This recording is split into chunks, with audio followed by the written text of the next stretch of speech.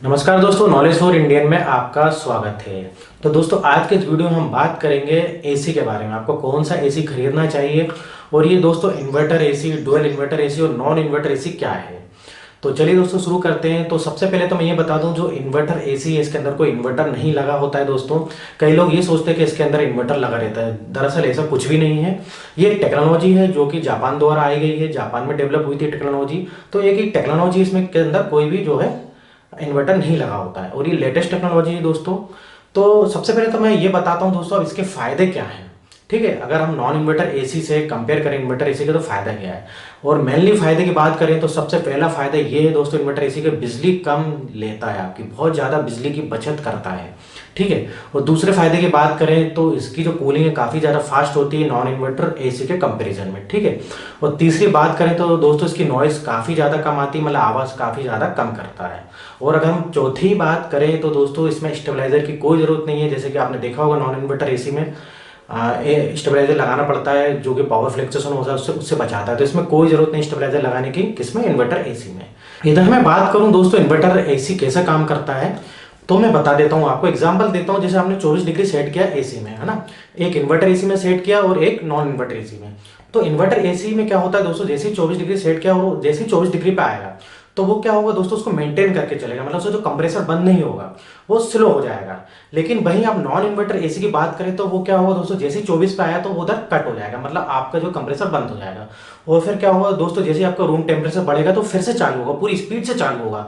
तो वो बिजली क्या होगा दोस्तों, उसमें ज़्यादा लेगा, मतलब पूरी स्पीड से दौड़ेगा वो, तो बिजली ज़्यादा लेगा। लेकिन वहीं क्या होता है जो दोस्तों इन्वर्टर एसी जो है वो क्या होता है, उस टेम्परेचर को काफ़ी मेंटेन करके चलता है, उसका कंप्रेसर बंद नहीं होता है। मान लीजिए वो 24 डिग्री पे सेट किया है, जैसे ही वो 2-3 डिग्री बढ़ा तो फिर से वो अब क्या करेगा, 24 डिग्री तक आएगा। लेकिन क्या होगा दोस्तों, बंद नहीं हुआ है वो, तो उसको ज़्यादा टाइम भी नहीं लगेगा कूलिंग करने में, और वो जो क्या है दोस्तों उसको फिर से स्टार्ट नहीं होगा, सबसे मेन चीज़। तो वो बिजली आपकी कम खींचेगा। लेकिन नॉन इन्वर्टर टेक्नोलॉजी वाले का यही दिक्कत है दोस्तों, उनका कंप्रेसर जो टोटली बंद हो जाता है तो फिर से वो स्टार्ट होते हैं, पूरी फुल स्पीड से स्टार्ट होते हैं, तो उसमें क्या होता है, बिजली ज़्यादा लगती है। तो जो अपना नॉन इन्वर्टर जो एसी होता है, इसलिए उनका ग्राफ ऐसे ऐसे होता है, बंद चालू होता है। लेकिन इन्वर्टर एसी में जो है दोस्तों ऐसा नहीं होता, क्योंकि वो बंद नहीं होता उसका कंप्रेसर, उसको मेंटेन करके चलता है, किसको, टेम्परेचर को, जो भी आपने सेट किया काफ़ी हद तक। तो इसलिए दोस्तों क्या होता है, जो हमारे इन्वर्टर टेक्नोलॉजी वाले एसी जो है महंगे आते हैं। तो आपको समझ में आ गया होगा दोस्तों कैसे काम करता है इन्वर्टर एसी। ठीक है, अब दोस्तों आपने सुना होगा डुअल इन्वर्टर एसी, अभी एलजी का देखा होगा आपने, एड भी देखा होगा, उसमें डुअल इन्वर्टर एसी आ गया। तो मतलब एक इन्वर्टर ही एसी है दोस्तों।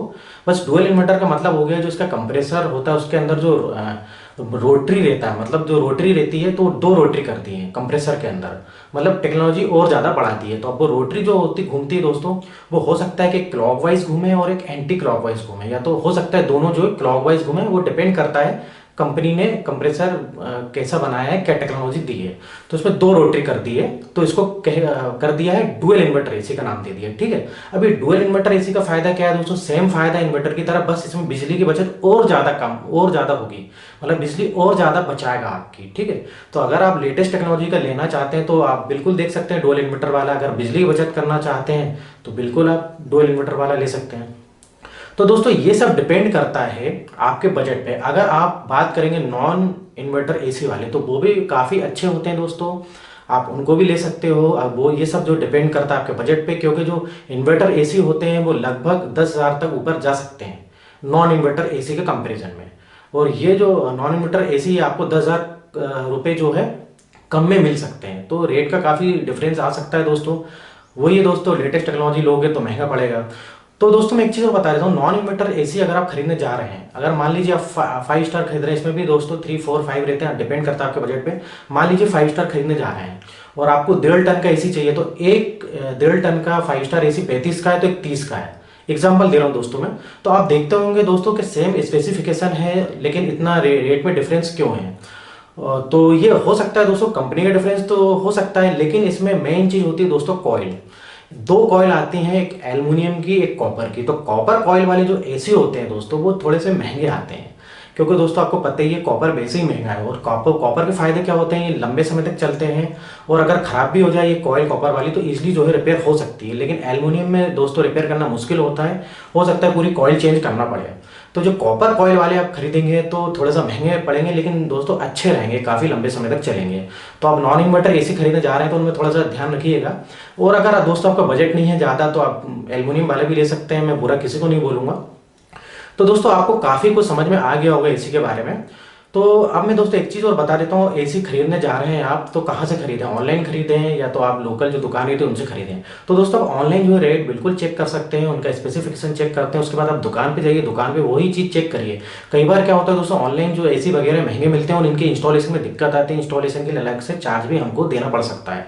तो एक बार आप जो ऑनलाइन चेक करने के बाद बिल्कुल आप लोकल दुकान पे चेक कर लीजिएगा, क्योंकि कई बार क्या होता है दोस्तों, लोकल दुकान वाले हमको कम में भी दे देते हैं और इंस्टॉलेशन में ज़्यादा दिक्कत भी नहीं आती। और दोस्तों आकर आपके घर कूलर वगैरह तो वो भी जो है एक्सचेंज कर लेते हैं, तो उसका भी हमको फ़ायदा मिल जाता है।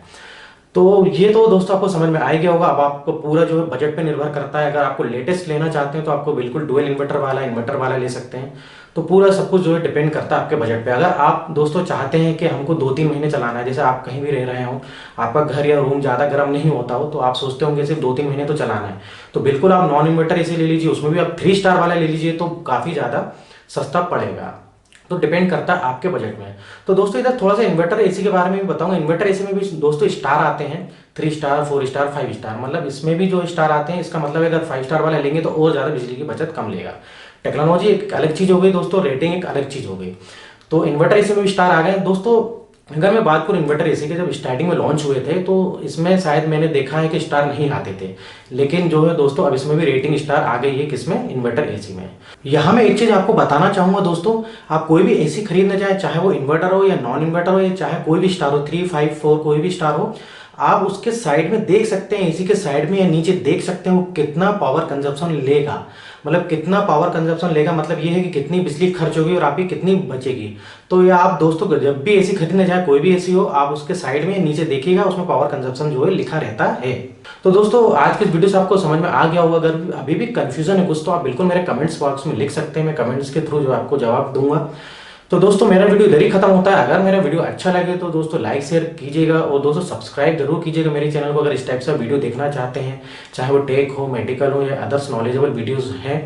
तो अगर आप देखना चाहते हैं तो मेरे चैनल को सब्सक्राइब कीजिए और जो घंटी है दोस्तों, घंटी बिल्कुल दबा दीजिएगा, क्योंकि आपको समय समय पर नोटिफिकेशन मिलते रहेंगे।